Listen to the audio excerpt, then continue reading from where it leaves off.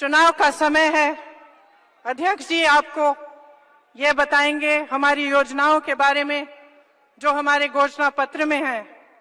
एक न्याय की योजना जिससे 72,000 रुपए हर गरीब तक पहुंचेंगे।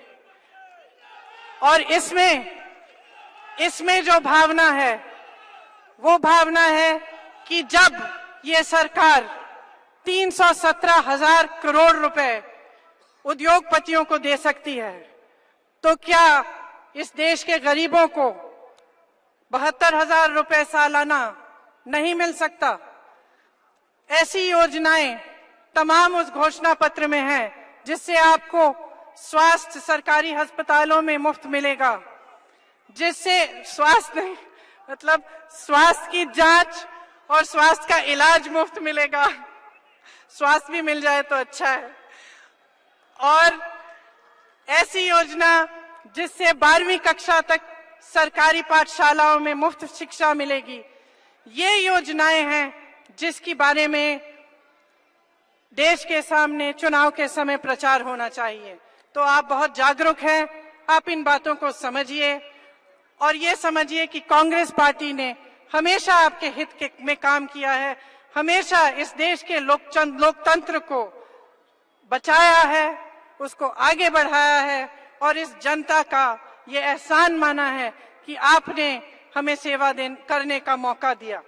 आप सबको बहुत बहुत धन्यवाद। आप इतनी धूप में खड़े हैं। मैं अध्यक्ष महोदय श्री राहुल गांधी जी से आग्रह करती हूं कि आकर आपको संबोधित करें। धन्यवाद। मैं ज्यादा लंबा नहीं बोलना चाहती क्योंकि अध्यक्ष महोदय यहाँ बैठे हैं और मेरे बाद इन्हें बोलना है। मैं दो तीन चीजें बताऊंगी जो मेरा अनुभव इन 2 महीनों में हुआ है जब से मैंने उत्तर प्रदेश का दौरा शुरू किया।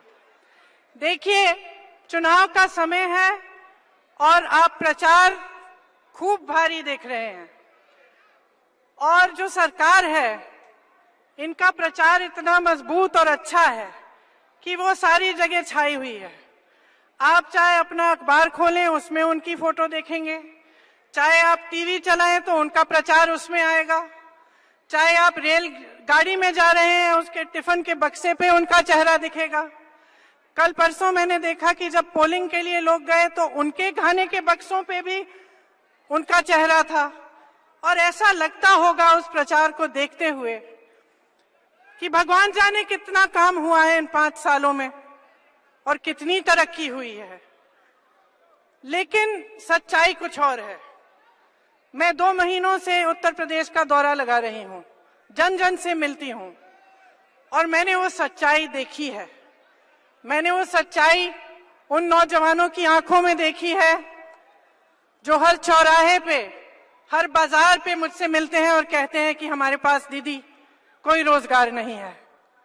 मैं वो सच्चाई उन आलू किसानों की आंखों में देखती हूं जो लखनऊ, रायबरेली तक मेरे पास आकर मेरे से बात करते हैं, मुझे बताते हैं कि आज बीज का दाम उपज के दाम से ज्यादा है, कि कर्ज में डूबे हुए हैं, कि उनकी लागत दुगनी हो चुकी है, कि कोल्ड स्टोरेज या तो बंद है या उनकी कीमत इतनी है कि वो नामुमकिन है। वो एक किसान जिसने मुझे बताया कि 19 टन आलू लेकर महाराष्ट्र जाना पड़ा उसको बेचने के लिए, जहां 94,000 रुपए उन्हें मिले। रास्ते में जाने के लिए उन्होंने 42,000 रुपए खर्चे, कोल्ड स्टोरेज के लिए 46,000 रुपए खर्चे और अंत में मात्र 490 रुपए लेकर घर आए। उन्होंने वो रुपए एक लिफाफे में डाले और हमारे प्रधानमंत्री जी के घर भेजे, उनको यह बताने के लिए कि यह है हमारी हालत, ये है इस देश की असलियत जिसे आप पहचान नहीं रहे हैं, जिसको आपका प्रचार छुपा रहा है। ये असलियत जो आप भुगत रहे हैं इसके बारे में मुझसे ज्यादा आप जानते हैं और जो प्रचार आप देखते हैं इसका झूठ आप समझते हैं। जब आप सवाल उठाते हैं आपसे कहा जाता है कि आप देशद्रोही हैं। मैं महिलाओं से मिली, अध्यापकों से मिली, किसानों से मिली, जिनको पीटा गया जब उन्होंने प्रदर्शन किया, अपना हक मांगा, अपना अधिकार मांगा, उनको पीटा गया, उन पर तमाम कानून लगाए गए, रासुका लगाया गया और उनको कहा गया कि तुम देशद्रोही हो, तुम आवाज उठाते हो, तुम सवाल उठाते हो।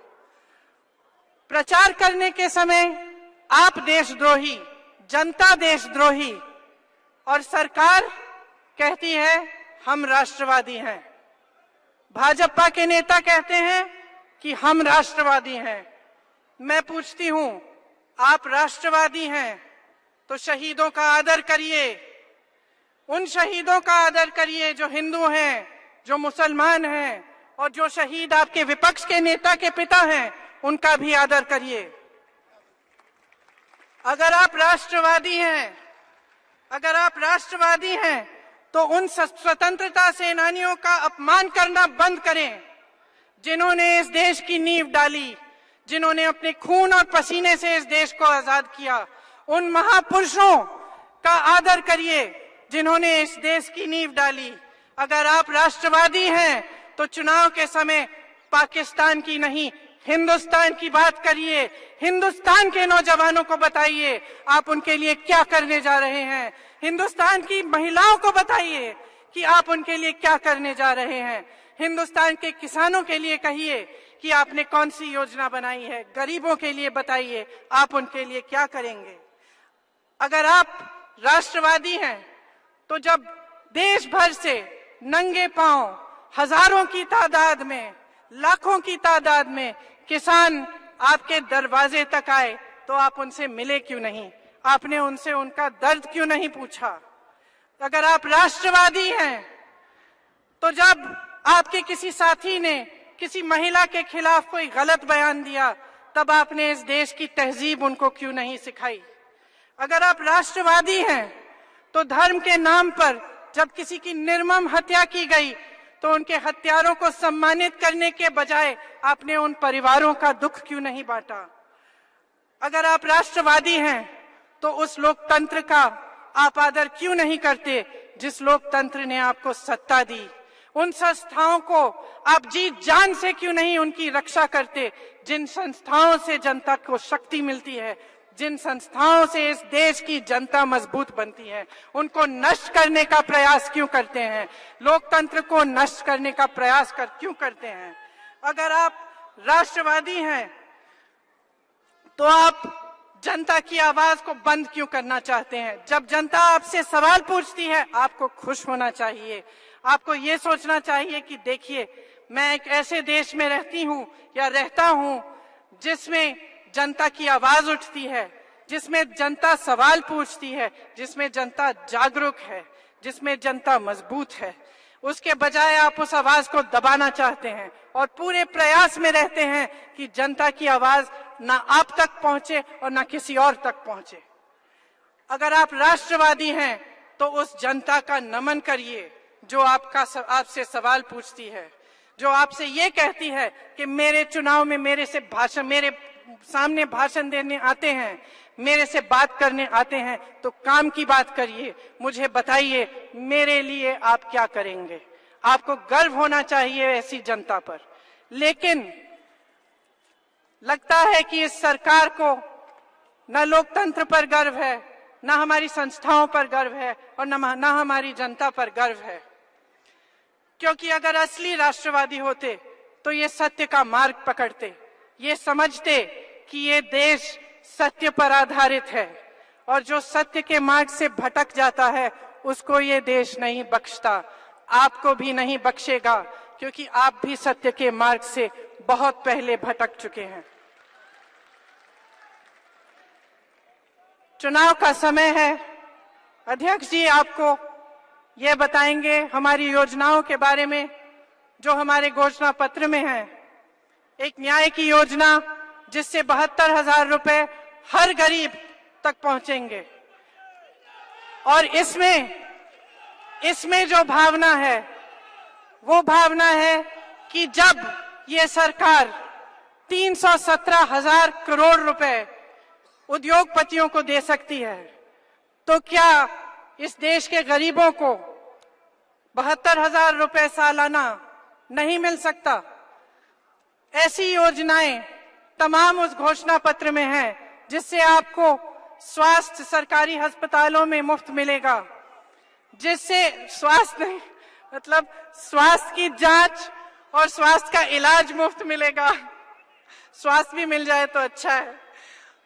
और ऐसी योजना जिससे 12वीं कक्षा तक सरकारी पाठशालाओं में मुफ्त शिक्षा मिलेगी।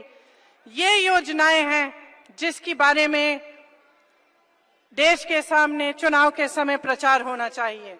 तो आप बहुत जागरूक हैं, आप इन बातों को समझिए और ये समझिए कि कांग्रेस पार्टी ने हमेशा आपके हित में काम किया है, हमेशा इस देश के लोकतंत्र को बचाया है, उसको आगे बढ़ाया है और इस जनता का ये एहसान माना है कि आपने हमें सेवा करने का मौका दिया।